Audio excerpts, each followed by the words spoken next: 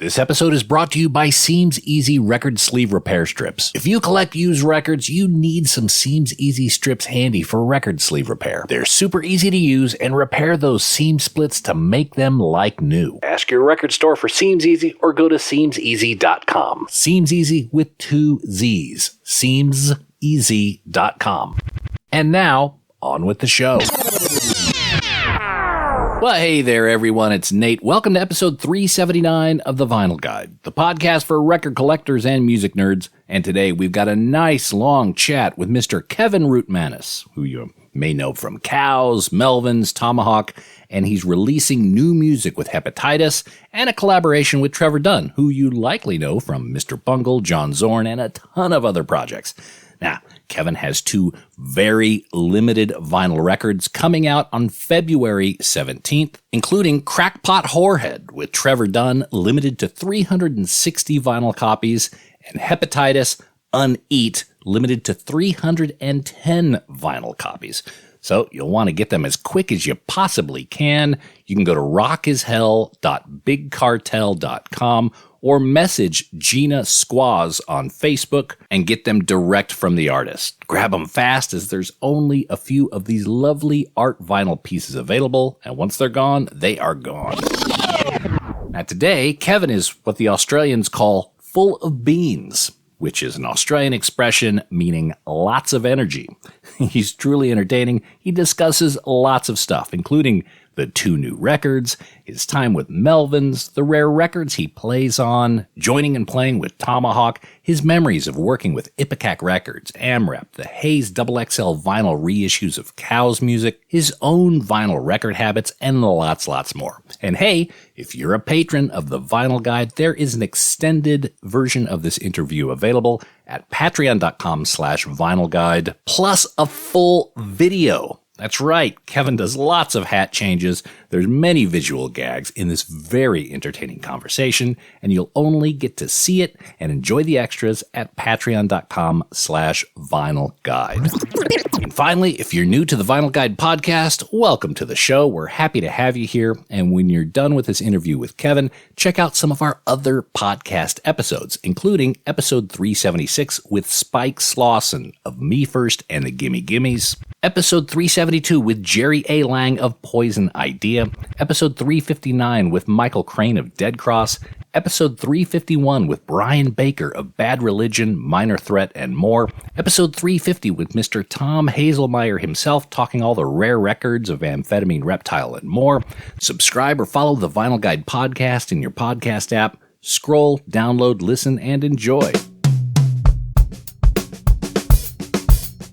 So there we are. With the upfronts done, let's get into the meat of the sandwich today and straight into our conversation with Mr. Kevin Rutmanis.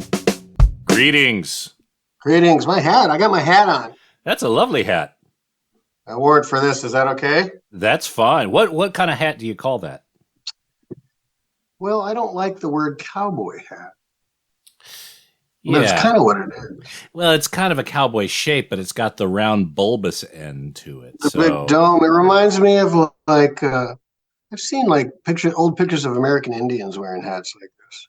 I just wear it because it's in the promo pictures. Well, that is quite the fancy hat. I like it. You want me to take it off? No, please keep it on. Please do as you feel. You wear a turban if you want. I'm fine.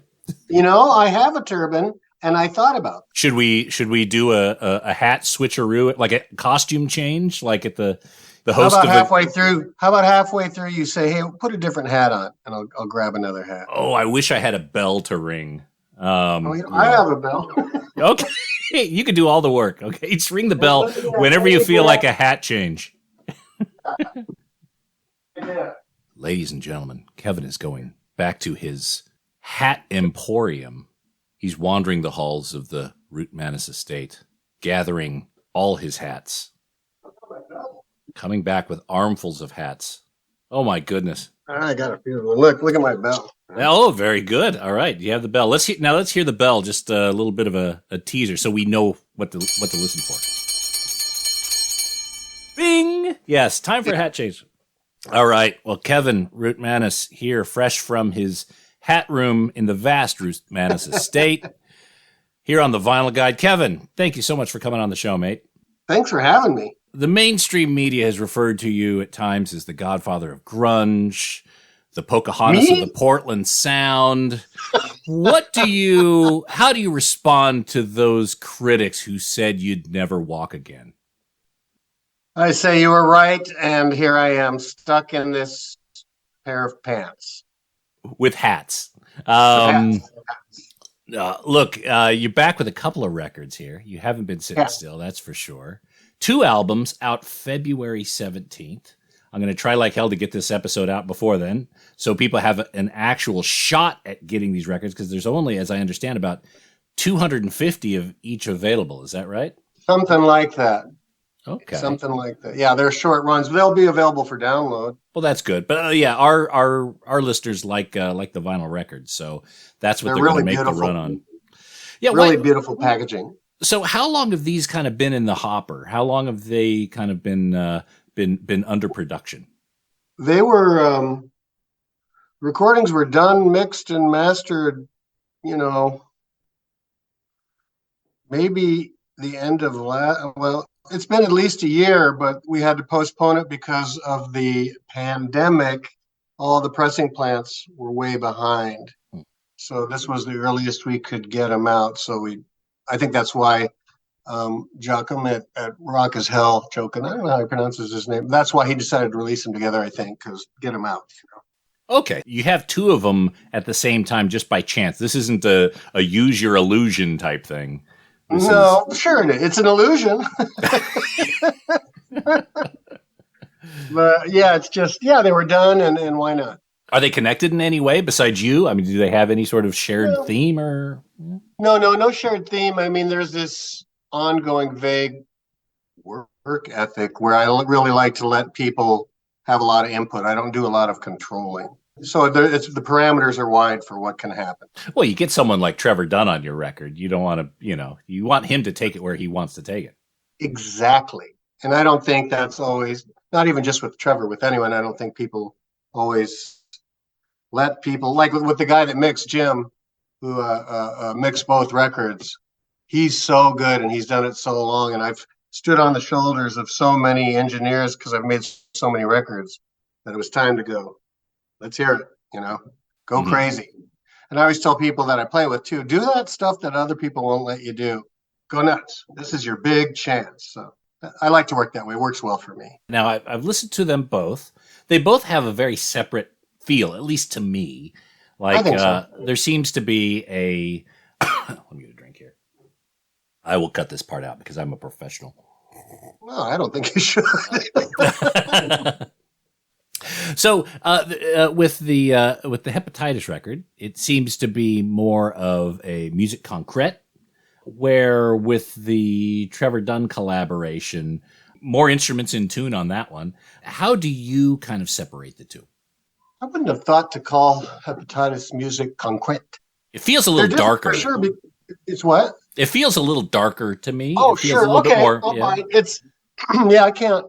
I mean, that wasn't intentional. I had this overarching kind of thing. That's twice I've said that word. There's a thing that I've been motivated by of kind of keeping things in some way fun for the listener, if that makes sense. Mm-hmm. Like, things can go as strange or chaotic or whatever you want, but I wanted to kind of keep a funness about it. I don't know. That's a vague word, but I don't know how else to put it. You just kind of I've been bringing this up a lot in interviews. Have you ever heard of this guy, Davey Williams? He recently passed away. He was a kind of a free guitar guy. He's not that well known. No, I haven't. Well, his stuff is pretty abstract and chaotic, and I really like it, but it's cheerful. That's the word I want. Not fun, cheerful. Mm-hmm. I wanted this stuff to be kind of cheerful, just as an exercise, and I think we did it. And you've kept very busy the last few years. There's some limited runs, and again, this conversation is for a lot of record collectors, and so right. many of them may be familiar with some of the vinyl pressings or the lathe pressings that you've done over the last few years. Tell me a little bit about that, because as you create music, you're putting it out on these extraordinarily limited releases, 25 and 50, that sort of thing. Right. What is your thinking behind kind of putting your projects, spending a lot of time creating the projects, but then putting them out in these limited forms? Well, it was a couple things. The main thing that was going on is it was during the pandemic, and that's why I was suddenly had this outburst because I had so much time to work on stuff, and that was great. I think I was able to work on music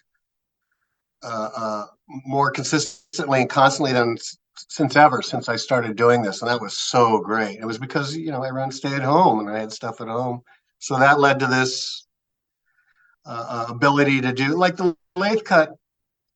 I'm sure I don't know if everyone knows, they're cut in real time, meaning it takes as long to make each record as the music plays. So you can't, you could make 1,000 of them, but it'd take a really long time. And so I was doing these limited runs. The music was strange. I knew that. We were doing really nice art. My wife, Gina, paints under the name Mouse Squaws. She's pretty well known, and she does really beautiful art. And so we found this guy that does lathe cuts and does really nice printing of the covers. So we just started doing these limited edition 30 cut weird music, but a lot of fun. And then it was still during the lockdown, so I just asked Trevor if he wanted to do one. So we did one of, like you said, I think it was 50 copies. Excuse me. And we were really pleased with it, and it was fun and everything else. We worked well together. So I just said, you want to do it? No, let's do a real one. And I think we used 2 songs from the lathe cut even and remixed them. So how does the music come together with Trevor, who I'm assuming is on the other coast? You guys weren't physically together. He's New York. Yeah, so right. You would send stuff out to him. How much material would you have before you sent him his track to ideate and create his end of the bargain? Very little. We both did the same thing. He sent me stuff and I sent him stuff. And sometimes we might send, there was no direction really, like, oh, I'm thinking this or that. Just send it, said, go ahead. And then he'd send it back, and I might send it back or I might not, or same the other way. And it wasn't just bass stuff. He added all kinds of stuff, and so did I, and it was just a lot of fun. And obviously, the very first time I ever did, I sent him this blathering bracket, and I almost regret. I was like, shit, I should have sent him something more enticing to make him want to do this. And he sent it back with this beautiful bowed part to it. I was like, oh my God, it was so cool. So then, it was easy from there. The name of the album, or at least the done Rutmanis album, Crackpot Whorehead. Mm-hmm. I did not expect all the attention that title got. Like every interviewer's brought it up, and I didn't expect it at all. It was Trevor. How about that? We're throwing it idea. He said that, and I said, that's great. That's it. I didn't expect the reaction it got. I guess it's the word whore. Is that why? It seems like compound words gone wild. That's exactly right. He switched pothead with crack whore. Yeah. Cut him in half.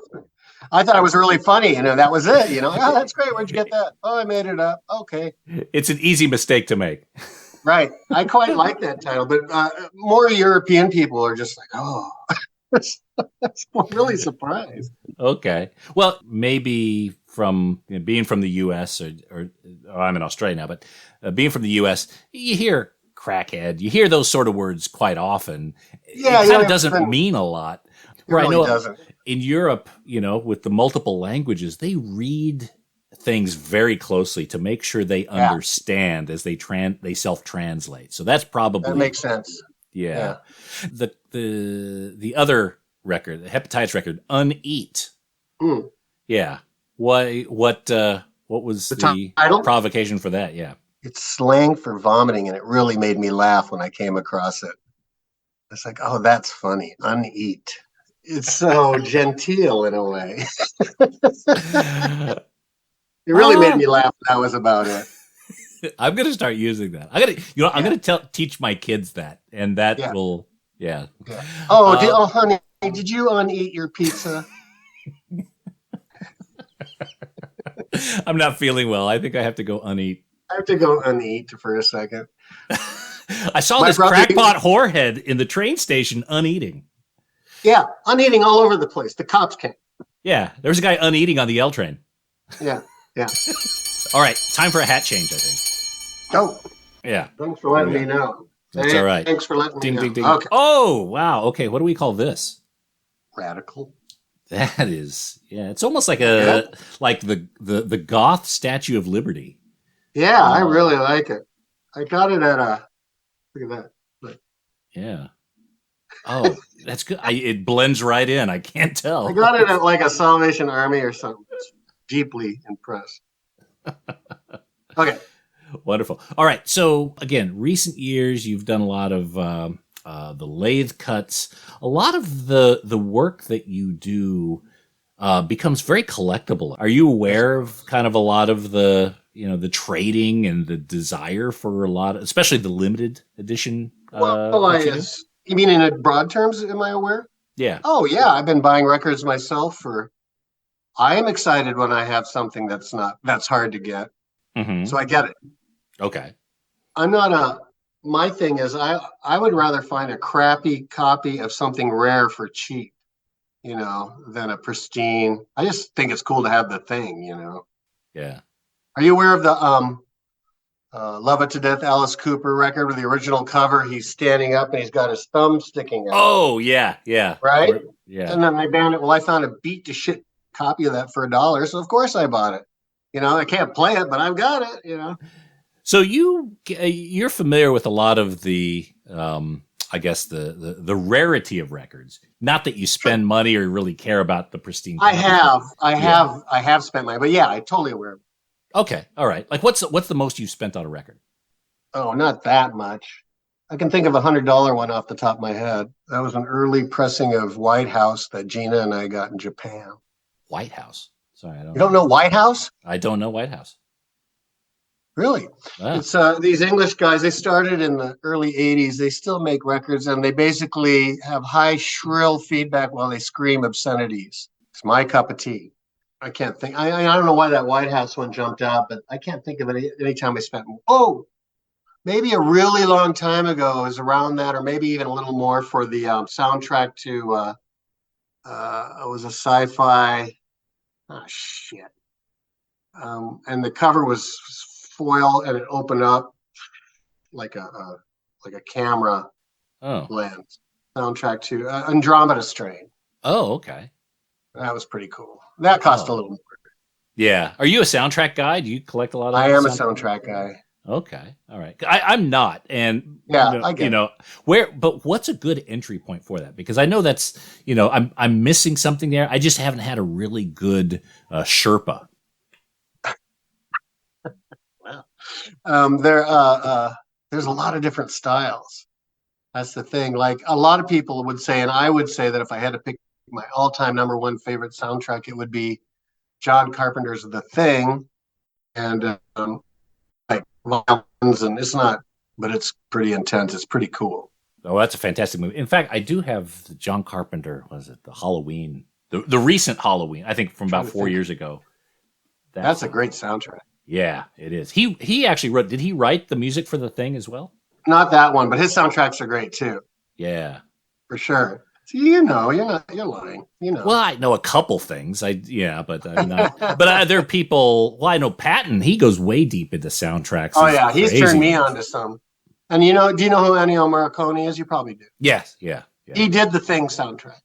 Oh, did he? Okay. Yeah, but it's not like that cowboy guitar thing. It's pretty cool. It's pretty cool. Anyway, do you have a lot of Melvins in the period that you were with Melvins? Do you have all copies of those releases?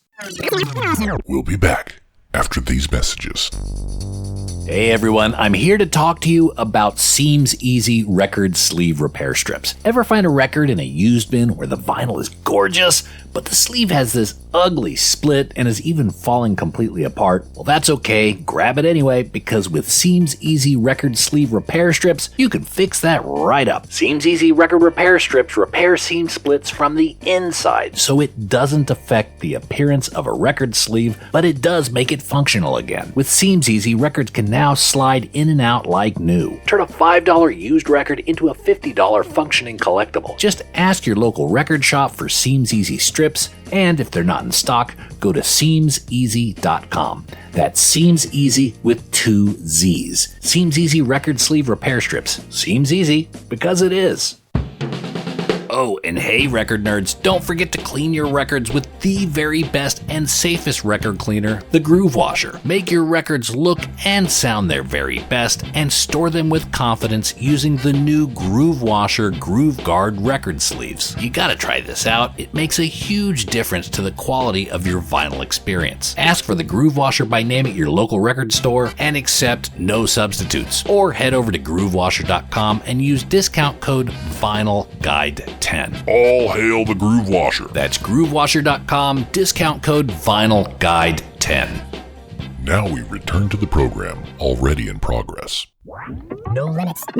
Do you have a lot of Melvins in the period that you were with Melvins? Do you have all copies of those releases? A lot of Yeah, I do. I even have all the singles, yeah. In that, when you were in Melvins creating the singles, which Hostile Ambient Takeover?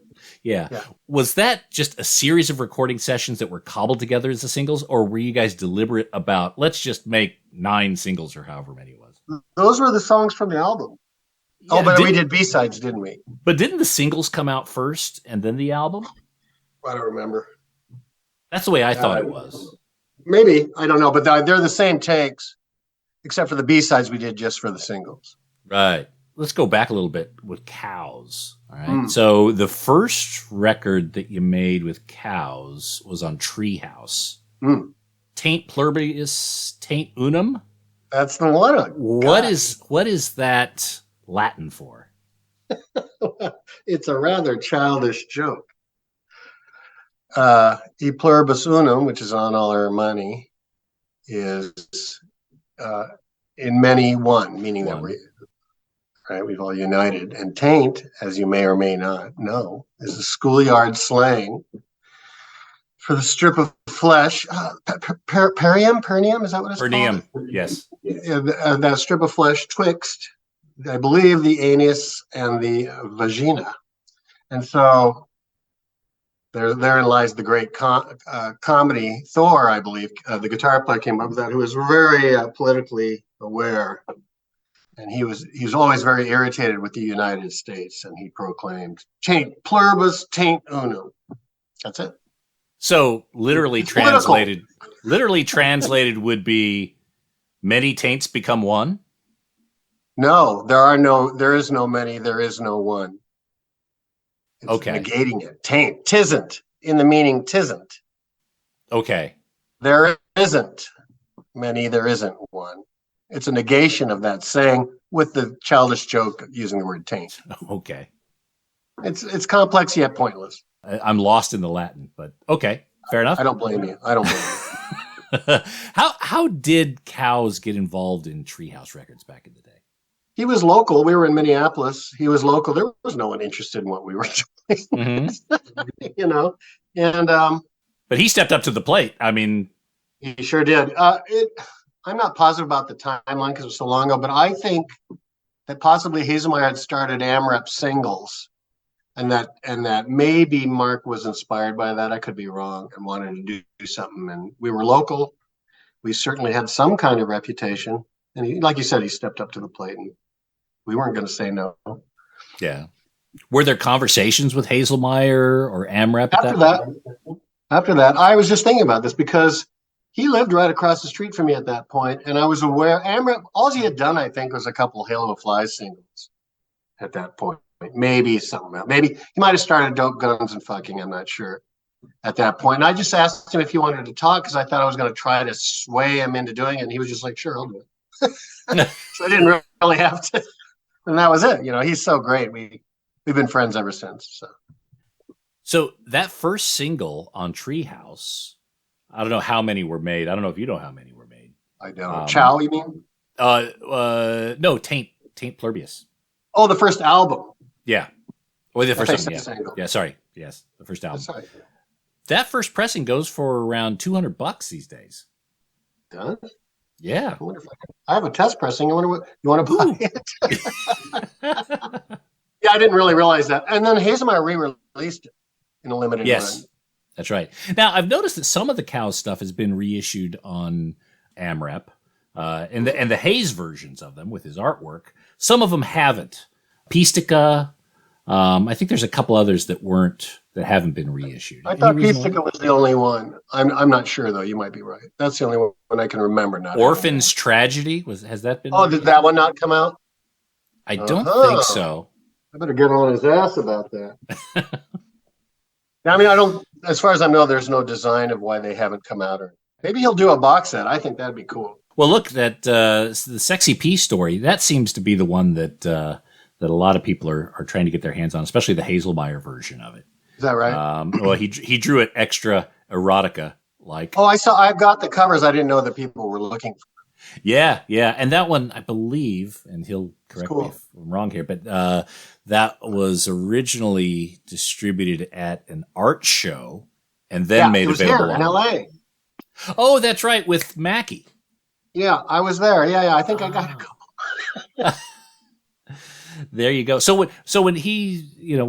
when he's getting ready to kind of reissue stuff, what does he just ask you guys? Does he say, "Hey, I'd like to do this," or "Here's what I'm doing," or what's the conversation on that? I'm not even positive. I think he was asking, and then once he realized it was fine, then he just does it and cuts us a check. Right. We trust him implicitly. I mean, you don't have to second guess Tom. He's not. He's one of those guys you hand your house keys over to. You trust. Right. He's like, it's fine. No, I totally trust him, and he's a great businessman. So, and I love his art. So it's a kind of a win-win-win. One of my bucket list things is to go to his restaurant / pub. That's great. Grumpy's. Yes, it's so good. So, Daddy Has a Tale. It was recorded by David Livingston, and it was mixed to a videotape. And the story goes, it was such poor results. How do you know that? I do my research. I don't come to you prepared. I have respect for you. I come here with my shit in order. Dang. Just like you have plenty of hats around for my entertainment. I make sure I have my facts right. So, as I understand, it was mixed with such, I guess, substandard. Everyone was disappointed in it, and he had only a few hours to remix it. And again, there seems to be the thought that it would be remixed again someday. Has that happened yet? Or are we still listening to the same mix from the late 80s? I think it's the same mix as the record. I always continue to be, was completely baffled with this mixed on videotape, and I still don't really understand what that means or how he did it. Or it must have been, all I can think of, I don't know, Dave. I know Dave very well. Those lathe cuts I've been doing were with him and my wife. We still work together. He's fantastic. But I don't know the technical behind that. I don't even really remember any disappointment. I'm sure you're right. I just don't remember. Mm-hmm. And I really like those mixes that came out. They're pretty raw, but I think it really suits the whole thing. We recorded that overnight after a show in Kalamazoo. Like after the show, went to this basement. He'd set up and recorded all night. And by 5 or 6, the record was done.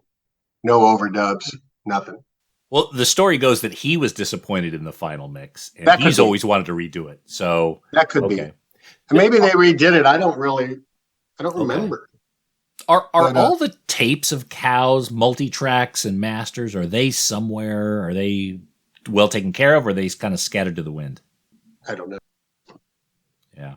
Hazelmyer might have them, because a lot of them were recorded at AMREP. So they had the studio was right there. So it would make sense. I've never followed up on that. And again, with Tom, it's kind of like, I'm sure it's fine kind of situation. Yeah, exactly.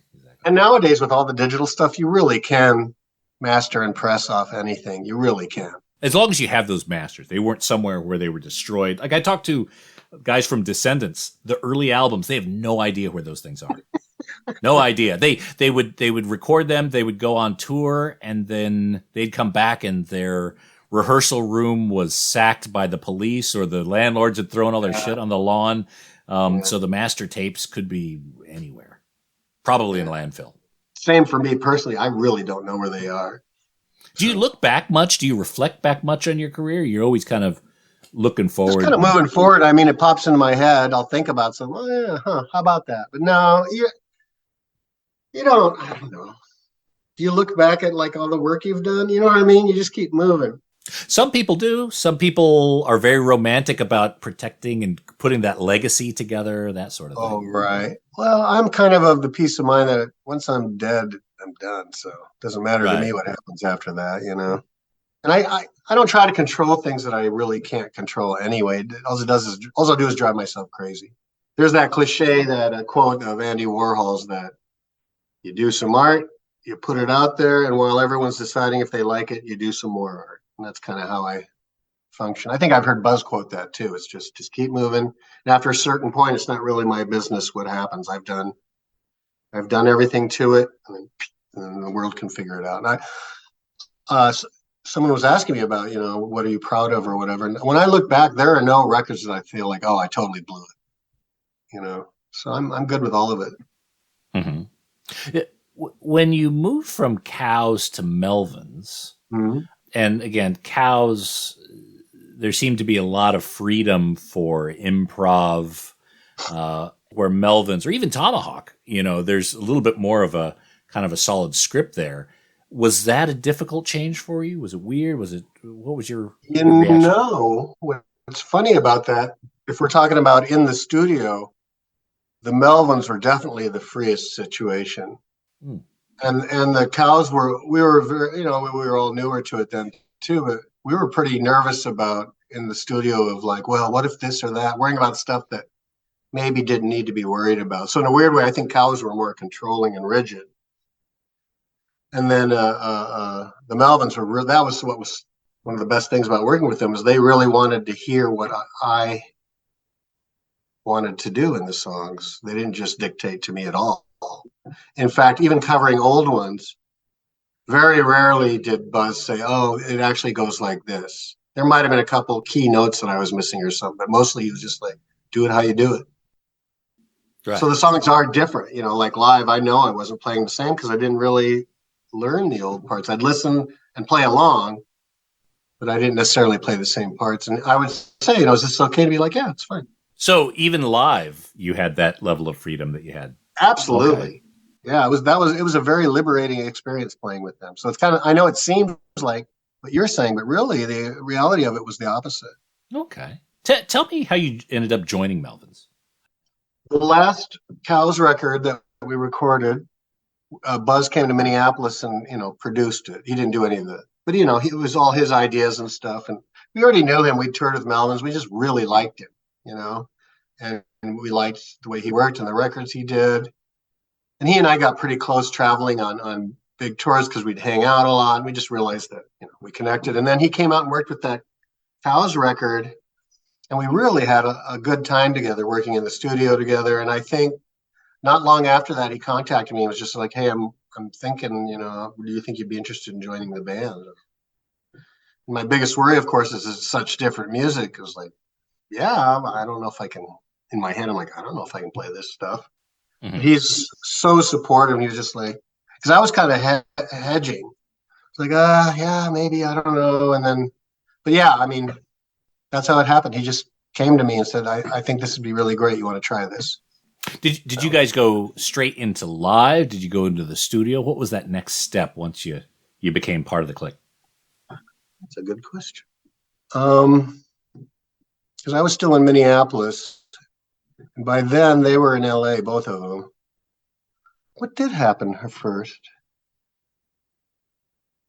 Because then they did Electro Retard, and that was the first time I was ever in the studio with them. And some of it was old songs, and they would just say, just add something. It was Jesus. Mm-hmm. I didn't know what they meant. So I would just do some weird thing, and they're like, great. I don't remember if that was before touring or not. I really don't remember. I remember rehearsing a lot, and then God, I just don't remember which came first. And then my first tour with them was Ozfest. We flew out to New York with gear I'd never laid eyes on stage. There's your bass amp. I'd never even seen, I didn't know how it worked or anything. That was our first, we did a surprise unannounced show in San Francisco, but those guys were real baptism by fire kind of guys. So you either rise to it or you explode. So it was a little bit scary, but I really had fun. Certainly by that time they'd seen it all, and it was just another day. They've learned to roll with whatever's dealt with them. That's for sure. They're really good at just going. whatever. They don't get stuck and then can't. They're very good at thinking outside the box, to use a cliche. Yeah. So Electro Retard, that was when they were supposed to release that album with Man's Ruin, Frank's label. Right. Frank Kozak's label. Didn't it come out on Man's Ruin? So the CD did. Uh-huh. The record was supposed to go into production, and it even got test pressings, but it never went into production. God, you know every little detail. And then it came out on Ipecac, did it? No, it actually came out only recently. Actually, did it come out on Ipecac? Actually, you're right. It was just CDs at first. You're right. Yeah. But there wasn't as much interest in vinyl at that second either. No, that's right. But there were a few test pressings of that made, and those were really collectible around nerds like myself. I mean, see this rack is Melvins. This is Melvins. Wow. So I don't know if I've ever even seen a test pressing of that. Okay, yeah, that was a certainly a holy grail for many up until it was reissued about 3 years ago. I like that record a lot. I do too. Yeah. Do you remember when?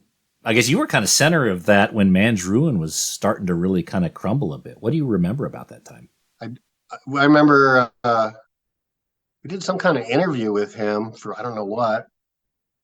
I don't really remember the details. I remember the record coming. I don't remember hearing any foul talk or anything amongst the band members. So I don't know. I in my mind that was just kind of a one-off thing, and that was it. You guys had already recorded things like the Maggot, the Bootlicker. Not at that point. We recorded those after Electro Retard. Okay, all right. Yeah, Electro Retard. They just said, we're going into the studio. Like we hadn't rehearsed anything. I was like, and then, that's what was like, I remember just like, I had no context. I didn't know what they wanted from me. Right. So I just did. And I like what happened. And they were very cool. They were like, yeah, sounds good. Okay. They had me sing a tight harmony. I was like, I don't sing. But you gave it a go. Yeah. Came out great. We did a cow song on that record. And there was that's right. Yeah. And all three of us sang. Yeah. Because it's interesting because around that time, Melvins, they would record for a bespoke record, like, all their Atlantic records were recorded. Stag was recorded in a series of sessions. Stoner Witch was recorded in a series of sessions. It sounds like Electro Retard was as well. But the trilogy, it sounds like they recorded all these different songs and then pulled together the 3 records from a whole pile of different recordings. Is that? Charlie, Buzz is really...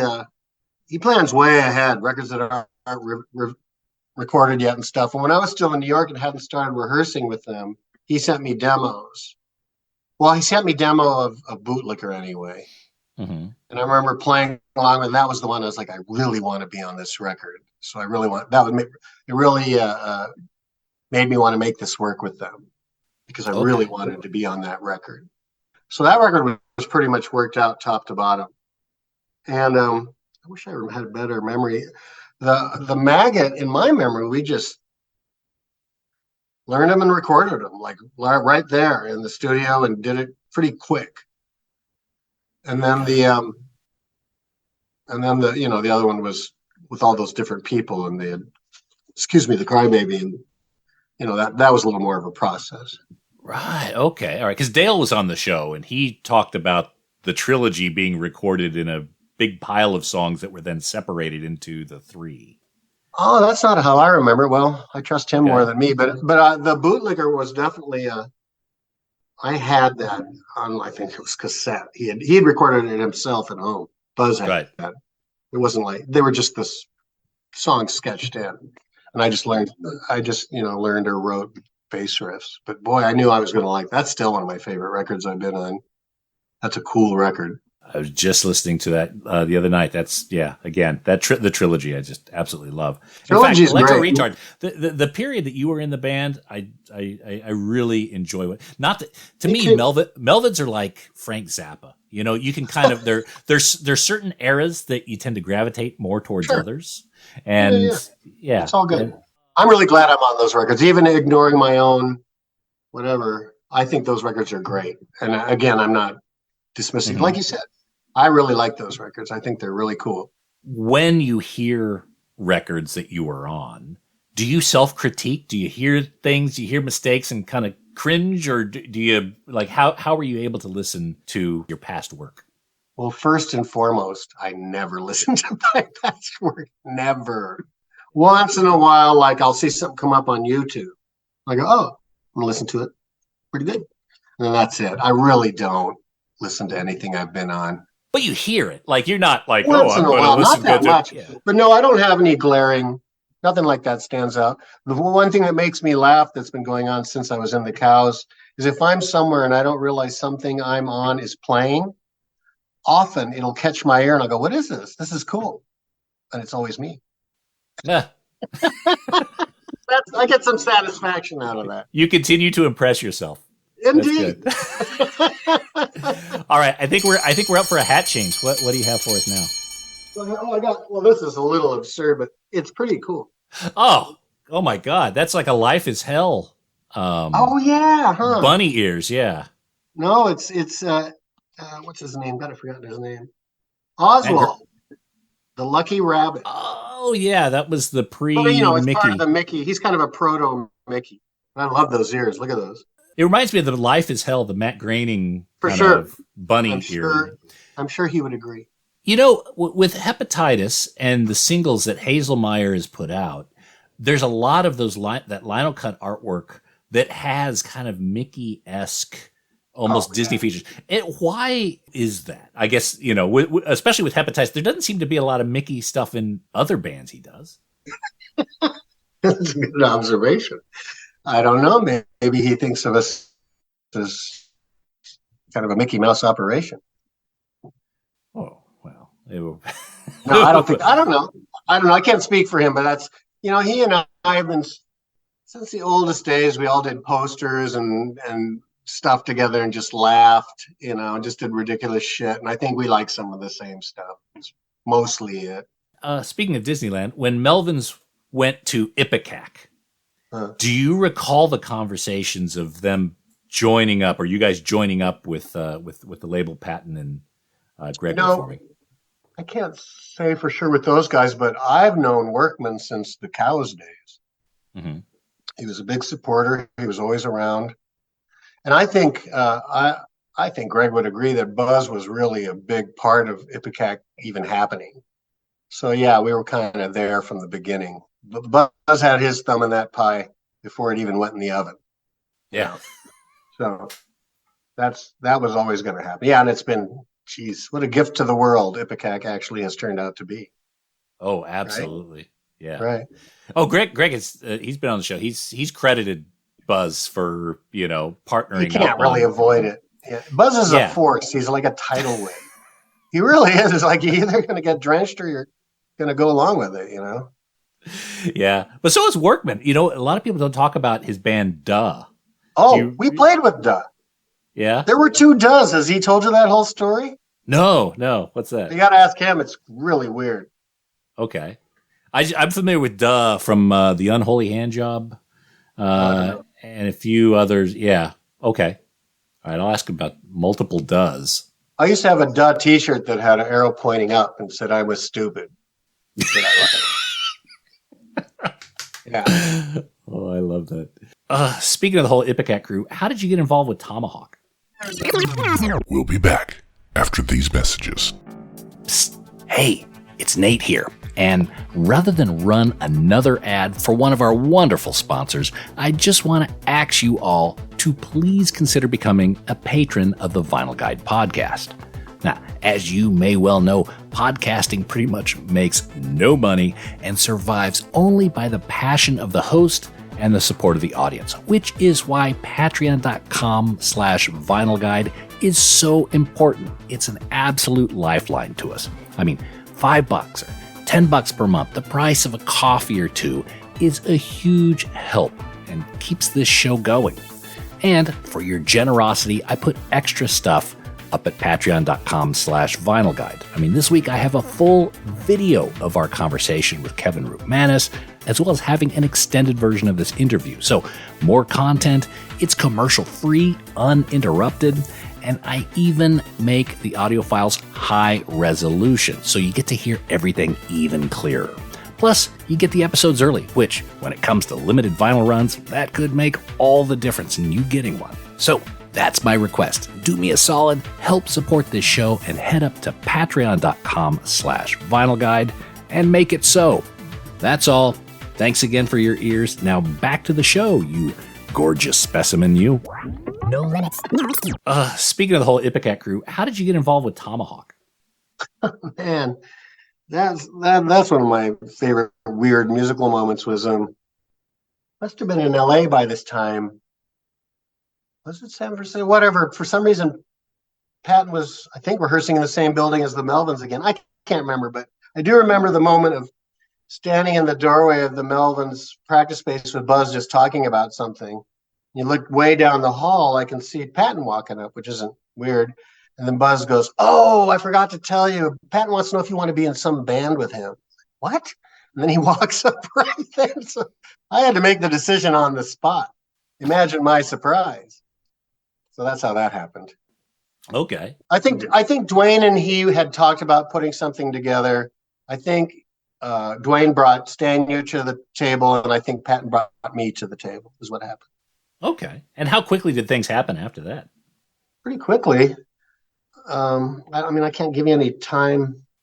Was the band name already there? Were the songs kind of already? There were songs to learn. Again, it was like the bootlicker where I got a cassette and I learned parts along with the tape. And then we all got together in Nashville in person to rehearse and record and tour. Now, we just recently saw the announcement of the reissue of Tomahawk vinyl. Right. But no, they had the debut and I think Oddfellows, but no Mitt Gas. Oh, I don't know. I thought they were doing them all. I talked to Workman briefly about it. Maybe they haven't announced them all. I don't remember. I think they're going to do them all. Yeah, I'm sure they must be coming, but that was another one I was waiting for. They're doing a couple at a time or something, I would guess. Makes sense. Right. I think a lot of their vinyl is going to come back out. They had a box set of Tomahawk vinyl many years ago. Yeah. But yeah. I remember that. That was quite a while ago. And that's quite collectible now. But now, I guess with the reissues coming out, they'll probably dip. Like when we sell vinyl, I am absolutely, and I don't mind, but I'm absolutely sure that 80 to 90% of the, at least, people never listen to the vinyl. With those albums that Rock as Hell sets out, there's always download codes, so I assume. Well, music nerds, I think a lot of us, and I'll even say myself, we like to have something that, is unique and something that maybe others don't have, I'm the same way, yeah. Yeah, so I get that, but I'm glad that it's starting to, like Tomahawk, it's starting to come out to where, us folks who don't want to spend $500 on a record. That's the idea, is that you can get music so easily online or wherever, but I want people to hear the music, and even more, it'd be great if they enjoyed it. And I'd like to make money, of course, but I want people to hear the music. But then again, the objects, I love those objects, and I think I don't know if you've seen the other records we did on Rock as Hell. That guy does packaging unlike any packaging I've ever seen. Really beautiful objects, mm-hmm. and the prices are not exorbitant when they're new, and so I enjoy that a lot. Making such, because ever since I started buying records when I was a little kid, you stare at the cover, you love it, and if it's extra cool, oh my God. So I like all that, but I do want people to hear the music too, I did put a lot of work in. It would be neat if someone heard it and enjoyed it. Yeah, I think we're from the one of the last generations that really appreciates the physical object. They're objects, the art. Yeah. I know my kids, streaming is kind of what they know. They know records because their dad plays records all the time. Sure. Yeah. And who wants to be like their dad? Nobody. And rightly so. Yeah. You know what? You're probably aware of records. There are Hepa-Titus records, for instance, posted on YouTube that I didn't post. YouTube puts them up, and people can just download the records. There you have it. And you're happy with that? Like, as an artist, you're not benefiting, but you're just happy the music's out there. Well, yeah. I as a music fan, I like it. I get records that I either can't find or can't afford, and I can just download the separate songs. It's easy, and they're all separated, and it's great. Mm. I've gotten some strange, weird stuff off YouTube that I would have never found, and they sound fine. Are you still exploring new music all the time? Yeah, yeah, but I've noticed, and I don't know what this is. It's more stuff that's already out, older stuff. Because Jesus Christ, there's a lot of music I've never heard. It's amazing to me. No matter how old, how much more there is of that available than I realized. There's a lot of music in the world. I bet you noticed. It's crazy. So I'm pretty much daily listening to music I've never heard, but I don't think much of it's new. I don't know. My problem is filtering it all. I have to lean on people who, I've come to know the kind of be part of that gatekeeper. Absolutely. For me. Yeah, I read what other people recommend all the time, or even like people I don't know, certain groups of people are like, oh, what is that? I should look into it. I do that with books and movies too. It's just, how else are you going to find it? It's people bitch about, oh, I miss the old days of flipping through records. I'm like, I do not. I like that I can find out much more stuff than I used to be able to, as far as just hearing the music. Do you still go to record shops? Yeah. I don't have the patience I used to have for flipping, I don't know why. I do really enjoy. I still have vinyl. I still play it. What's your local record shop? What's the shop you like to go to a lot? There's a bunch of them around here. It's LA. I can't even think of the name. There's one right by my kid's school. I don't know the name though. I'm sorry. There's a lot of little vinyl places, and then Amoeba moved, and it's much smaller, so it's not really a go-to that it used to be. Sorry. Yeah. I like in LA. I tend to go to Permanent Records. Yeah. I think in Highland Park, and then there's a Record Safari. I remember the name. I don't remember where it is. Las Feliz, I think. Oh! There used to be a different one in that same area that was a little better, but whatever. It doesn't mean Freak Beat. Yeah. Huh? Freak Beat, I think is another. Oh yeah. I just drove by. Yeah. There's a lot of them, but I don't have a steady. I don't look for vinyl that much. I'm on the internet looking, it's sad. I don't know if this is sad, but Discogs has made. Discogs has made life a lot easier for people like us that collect certain things. Do you have a grail? Do you have something that you're like, oh shit, that is that? I have records I've lost that I really sting. Like, did you ever hear that? No, that's not true. Did you ever hear that kind of ambient industrial band, Soviet France? Yes, I have. I used to have some of those early, amazing, crazy, weird packaging, and I don't have them. I don't know what happened to them. And now they sell for $1 billion, maybe. Who knows? I've had a checkered life. So who knows? Now, so speaking of records, Hepa-Titus, you guys have some really interesting press. I want to just talk about these real briefly. Sure. There's a single, Hepa-Titus Halo of Flies, split single, sugar-free form, something. Oh yeah, hand-drawn covers. I think you may have even drawn some of the covers. Oh, that was from an art show that me and Hazelmyer did. Yeah, that was a lot of fun. We made some weird. It kind of got into this fun pissing match on Facebook, where I would just come up with the most preposterous cover and post it, and then Hazelmyer would do one. That was a lot of fun. Yeah. There were 100 of those records total, as I forgot understand. about that. Yeah. I think I have one of each cover because I made like 6 or 7 different covers. I think. Oh, really? Okay. Someone should have taken pictures of those. Well, you could take pictures of them and post them.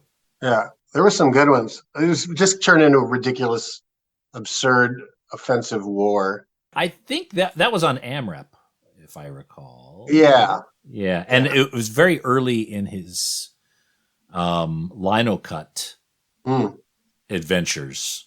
So yeah, it's around that same time that the first Melvins that HAZEXXL one came out. Yeah, it was around that time. Long ago. Yeah, it was quite a while ago. There was another album I wanted to run by you where one side of it, the Hepa-Titus record, has is it a triple record? Well, the second side has grooves but no music. There's I think this is what you're talking about. Is okay. 3 disc? Possibly. 2 of the discs are flat. they only have one side of music, and there's a silkscreen image on the back. Right. Does that sound familiar?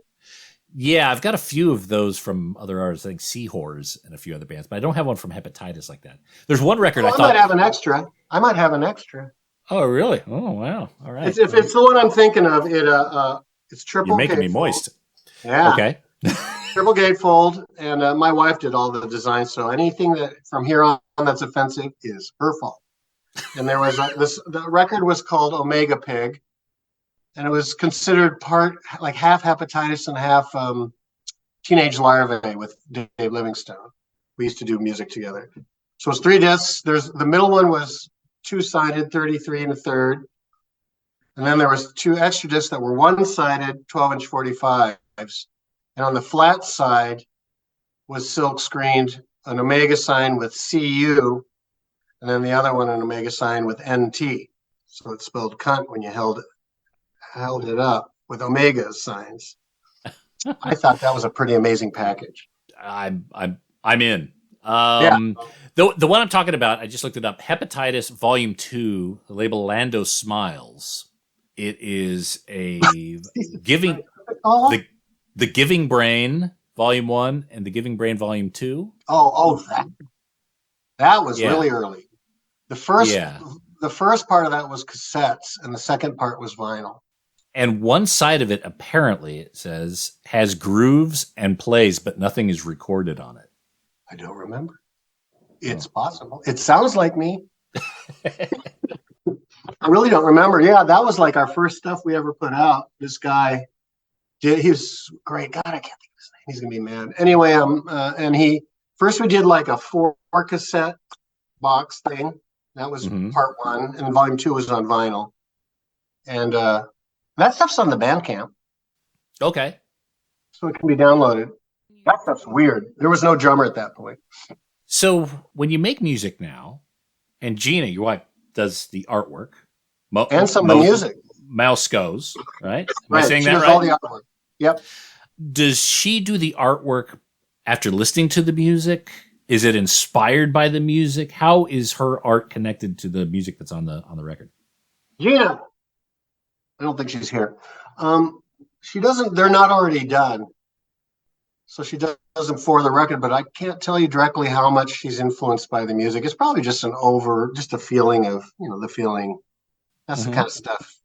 She likes that kind of sickening quality of art and music and movies where you're just kind of going, this is awful. That kind of thing. Well, there is some elements. It's almost like The Thing. I think the cover of she loves The Thing. Done Rutmanis. That does seem like the creature that's kind of for sure. Yeah. I can see that. And she made those covers specifically with the records in mind for sure. Is there an element of DIY? Like, I mean, are you guys putting these together? Or are they all kind of manufactured and No, unquestionably, it's DIY to the bone. It's high labor, low cost kind of situation, just to throw it out before I forget, the back cover of the Done with Rutmanis is art by Trevor, a really beautiful collage. Okay. That and again, rock as hell. I don't know how he does though. Speak of DIY, you joke, and I wish I knew how to say his name for sure. After all these years, Joe, he hand makes all those covers. He does it, hundreds and hundreds of covers, silk screening and all kinds of crap. And I don't know how he did it. The new one, the back cover with Trevor it's like it's almost like it's matted in the disc, in the cover. There's a bevel cut around. I don't know how he did it, but I forgot the question. Me too. That's okay. Hat change. Time for a hat change. No, hat per se. Oh, that's kind of cool. All right, kind of bat ears. I'm a bat. Your hats are getting smaller and smaller. You started with the big cowboy. It's like my hat. brain. Matching set. So yeah, we're talking about DIY. So putting them together and everything. And getting your hands all over. The U.S. vinyl. Rock as Hell is covering all the vinyl sales everywhere in the world except for we're doing U.S. and Canada, and we're just doing orders through Gina's Facebook Trevor's probably his Bandcamp or whatever, yeah. Something like that, yeah. So yeah, it's definitely hands-on people, and she deals directly with the people buying the vinyl. Yeah, and we mail them from here. We stuff them. It's DIY down to the bone. So when I heard about these records about 2 weeks ago, I reached out to Gina. I think it's Mouse Goes on Facebook, right? Yeah, that's true. And I said, yes, I want some. She's like, great, I'll put you down. Yeah, that was it. So I'm just assuming that at some point she's going to reach out and say, hey, all right, that's here's exactly your total. Right. Here's your total this hour. Okay. Yeah, good. that's exactly right. Because Rock as Hell announced it too, so we had to respond because he does pre-sales. So people were calling. We're just like, yeah, and yeah, we take the info, and we have people that buy everything that we always just contact them and say, hey, a new one's coming out. You want it? Okay, great. Yep. So it's good. Yeah, you'll be hearing back from her, and you'll be getting the. She's got a list. She's very precise and OCD. So you'll be getting. You're taken care of. Believe you me. That's who you want as a business partner. You want someone who's a little like overly aggressive in the organization. Yes. Yeah. I'm the opposite, so it's perfect. Yin and yang. So is it going to ship in February? Yeah. Are they going to ship in? Okay, so you got them there in the house right now. You got a couple of boxes. You're just waiting. Oh, yeah, the dining room is full of covers and vinyl. Oh, beautiful. We've been stuffing records. Can people get them scrawled on or signed if they so request? Yeah, it's an extra $1,000. It's no problem. That's fine. All right. PayPal. Yeah. People always ask. It's not a problem. Great. All right. So I'm going to put links in this episode page to where people can order, and I imagine they'll go pretty quick. Yeah, there's not that many. But we haven't taken the money, so yeah. Do it for Gina Squaz, not Mouse Squaz. Gina Squaz, yes. Her Facebook. Let me see if I can. I mean, she'll get it either way, but that'll be a little better for her for organization. I'll go back and I'll look at how. There's instructions on how to do it. I just know I followed the instructions a couple weeks ago. As hands-on as we are, no one's ever fallen through the cracks. So, right. The worst thing that'll happen is we'll sell out before you get one, but that won't happen. That's all right. You know, it's at the end of the day, it's a record. Can't get too emotional. Well, I mean, if she got your name, you're getting it. Yeah. Finally, now the pandemic is kind of settling down. Do you see yourself doing live sets? Oh yeah, I would love to. It's a little bit. Things are different now. A lot of places closed. Rehearsal spaces even. It's a whole thing's dicey. What I've been the stuff I do with David and Gina, we call it Lords and Lady Kevin, and we've been doing live shows because it's just a two-piece, kind of strange thing. So we've been doing those. I haven't done any Hepa-Titus yet, but God willing. And as far as Trevor, I don't know how we would arrange that if indeed it would ever happen. That might not happen. Right. Well, Kevin, thank you so much for coming on the Vinyl Guide and sharing all that, all those maddening facts about the records of your life and career, and even the ones you have there in your house. How big is your record collection, by the way? Is it pretty expansive? It's stripped way down than it used to be. I don't know. 300 maybe. Okay. Used to be a lot bigger, but digital is really. I'm more about oddness now, keeping hold of the ones that I want physical copies that are things that I'm not going to see around so much. I don't need a copy of Aerosmith's Rocks. I can just have the MP3s. Yeah. You know what I mean? But I've got plenty of oddball records. Do you have any records that are particularly precious? Like one, oh my God, the house is on fire. What 3 records can I grab? Well, there's one here that I really like. A little bit. There was. You know who Matthew Barney is? Whoop, hang on a sec. You're off mic. Do you know who Matthew Barney is? Matt Varney. No, I know Mike Varney. Matthew Barney. Barney. No, I don't. He's an artsy movie maker. And he did a series of movies, Cremaster, and actually Dave Lombardo was in one of the movies. Oh, okay. And I got from him. It's a soundtrack. So it's this museum piece, basically. Here's the cover. Oh, nice. But there, see that? Here's the best part. This is the artist, Matthew Barney, in the middle. Oh, shit. How do you do it? There we go. Okay. Oh, dear. Yeah, that's a cold day. Yeah, that's one of my favorite records that I own. Actually, that's Lombardo right there. Oh, no, it isn't. Oh. No, that's not him, but that's the scene. He plays Right. drums on this. And it was funny because I'd never heard of the movies. I was in New York, and I just randomly went in to watch this artsy movie. And I'm just sitting there, and is that Lombardo? He had a wig on, and he's playing it. And I asked him, I go, were you? He goes, you saw that crazy movie? I said, yeah. And he goes, you want the soundtrack? And I go, yeah. So that's one of my favorites, I think. Oh, actually, one thing I was going to ask you about, being in Australia and all that, you must be familiar or even friends with the Cosmic Psychos. Oh, yeah. I've known them forever. I haven't seen them in years. Yeah. They're coming out. In fact, connecting up with Ross here in another week or so. What are some of your good memories of Australia and particularly the Cosmic Psychos? The Cows toured with them in the U.S. I never toured with them over there. The Cows never went to Australia, but Tomahawk and Melvins did. So I've been there a few times. And, it's really my wife, who is quite a bit younger than me, got in to see me play on a fake ID with Tomahawk or somebody. I thought that was pretty funny. Yeah. That's it. Okay. That's it. Nothing more amusing after that.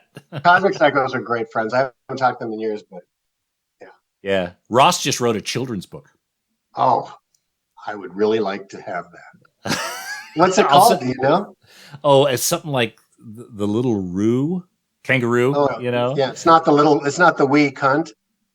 No, no, it's actually he's willfully kind of peeled it back. It's still got the Cosmic Psychos humor, but for kids. Like they've really kind of powdered it down. In fact, if you send me your details, I'll send you a copy of it. I'd love it. Yeah, absolutely. All right, Kevin, thank you so much for joining us. And I'm going to put all the ordering links and instructions here in this episode page. And everyone, grab a copy of these Dunn and Rutmanis Crackpot Whorehead. There's only 360 blue vinyl, and then Hepa-Titus Uneat, which has about 310 copies. So again, get them fairly quick if you want to put them in your collection. And again, Kevin, thank you so much for coming on the Vinyl Guide, mate. I really appreciate it.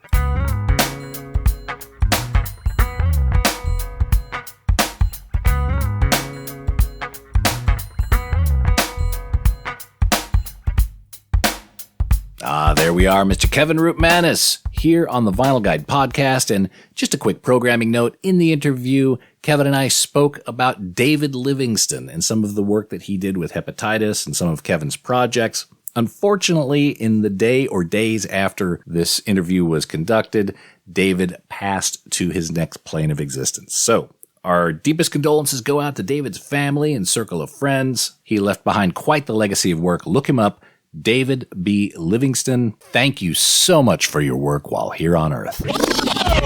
And that's it for this week's episode of The Vinyl Guide. Thank you so much for tuning in. Please share these episodes on your social media. Put them on Facebook, tweet them out on Twitter, post them in the different groups in Facebook or some of the Reddit forums or whatever like that. Make sure to spread the word here on The Vinyl Guide. That is always very appreciated. And also feel free to leave us a positive review on iTunes. Dial us up there, 5 out of 5 or 10 out of 10 stars, whatever platform you listen to us on. Say something nice. That is always appreciated. And we'll be back shortly with a brand new episode. So until we talk next time, get out there and support the music scene, people. Cheers. That's it for this episode of The Vinyl Guide. Send your thoughts to Nate at thevinylguide.com or follow or tag us on Instagram at Vinyl Guide. Until next time, keep spinning.